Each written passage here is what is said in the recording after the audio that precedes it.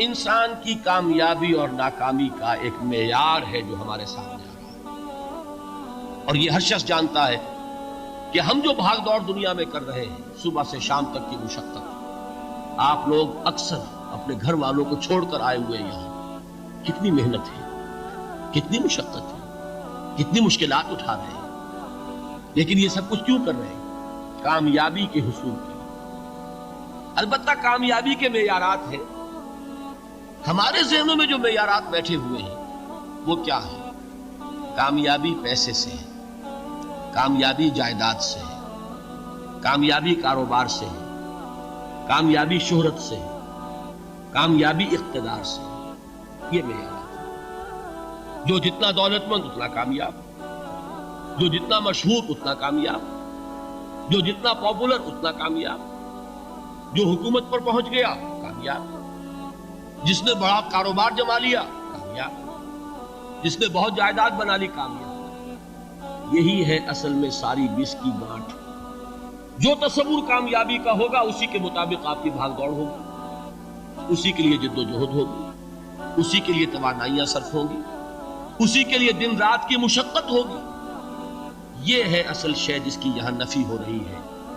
کامیابی دولت سے نہیں، کامیابی شہرت سے نہیں، کامیابی اقتدار اور طاقت اور حکومت سے نہیں، بلکہ کامیابی ہے ایمان سے، عمل صالح سے، تواصی بالحق سے، تواصی بالصبر سے۔ آپ غور کیجئے اس نقطہ نظر کا، اس ایٹیچیوڈ کا، یہ جو مینٹل ایٹیچیوڈ ہے، اس کا بدل جانا ہی انسانی شخصیت کے اندر انقلاب برپا کرے۔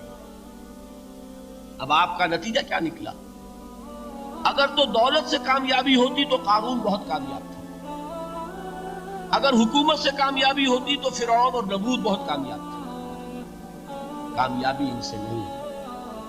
کامیابی انسان دولت میں قارون کی دولت تک پہنچ جائے اور دنیا میں دبدبہ اور اقتدار اور سلطنت اور حکومت کے اعتبار سے وہ نمرود اور فرعون کا مقام حاصل کر لے، وہ ناکام ہے، خائب ہے، خاسر ہے، برباد ہے۔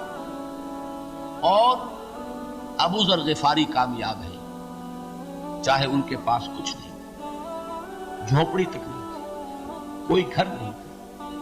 حضور نے فرمایا ہے اللہ کے کچھ بندے ایسے ہوتے ہیں جو کسی محفل میں جانا چاہیں تو انہیں اجازت نہ ملے، جو کہیں اگر رشتہ کرنا چاہیں کوئی ان سے رشتہ کرنے کو تیار نہیں، کہیں کوئی سفارش کرنا چاہے تو ان کی کوئی بات ہی نہ سنے، لیکن اللہ کے ہاں ان کا وہ مقام ہے کہ اگر بھولے سے بھی کسی بات پر قسم کھا بیٹھتے ہیں تو اللہ ان کی قسم کی لاج رکھتا ہے۔ یہ ہے فرق، یہ جان لیجیے اچھی طرح۔ اس بات کا مان لینا آسان، اس پر سبحان اللہ کہنا آسان، لیکن اس کے مطابق آپ کے اپنے ذہن کا بدل جانا بہت مشکل، اس لیے کہ ہم متاثر ہوتے ہیں اپنے ماحول سے۔ وہ بڑا محل ہے، دیکھ کر ایک دفعہ جھجری آتی ہے، وہ بڑی سی 20 فٹ لمبی کار سناٹے کے ساتھ آپ کے پاس سے گزر گئی، ایک دفعہ اعصاب کے اندر ارتعاش ہوتا ہے، محسوس ہوتا ہے بڑے یہ نصیبے والے لوگ ہیں، بڑے خوش نصیب، بڑے کامیاب، حالانکہ کچھ معلوم نہیں کہ یہی سب سے بڑی بد نصیبی ہو سکتا ہے کہ یہی سب سے بڑی ناکامی ہو۔ اگر ذہنوں میں یہ بات بیٹھ جائے کامیابی کس شے سے، یہی وجہ دیکھیے قرآن مجید میں بارہا آپ دیکھیں اولئک هم المفلحون، یہ ہے لوگ کامیاب ہونے والے۔ آج یہ آپ نے نماز میں وہ آیات سنی، یا ایھا الذین آمنوا ارکعوا واسجدوا واعبدوا ربکم وافعلوا الخیر لعلکم تفلحون۔ اے ایمان والو، رکوع کرو، سجدہ کرو، اپنے رب کی پرستش اور بندگی کرو اور اچھے کام کرو تاکہ تم کامیاب ہو جاؤ۔ تو کامیابی کن چیزوں سے ہے؟ یہ ہے سب سے بڑا سبق۔ یہ ہمارے دل میں اگر بات بیٹھ جائے، ٹھک جائے، تو زندگی بدل جائے گی، صبح و شام بدل جائیں گے، نقشے بدل جائیں گے، بھاگ دوڑ کا رنگ بدل جائے گا، ویلیو سٹرکچر بدل جائے گا۔ آج وہ ایک چیز نہایت اہم نظر آ رہی ہے، کل نہایت غیر اہم نظر آئے گی۔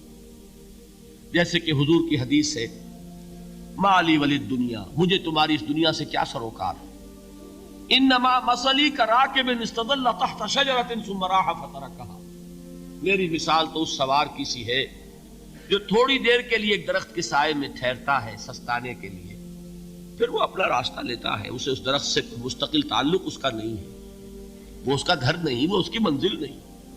اسی طرح یہ دنیا میرا گھر نہیں ہے۔ اب دیکھیے ہم کہتے ہیں انا للہ و انا الیہ راجعون، ہم تو مسافر ہیں، ہم اللہ کے پاس سے آئے، اللہ کی طرف ہمیں لوٹ جانا ہے۔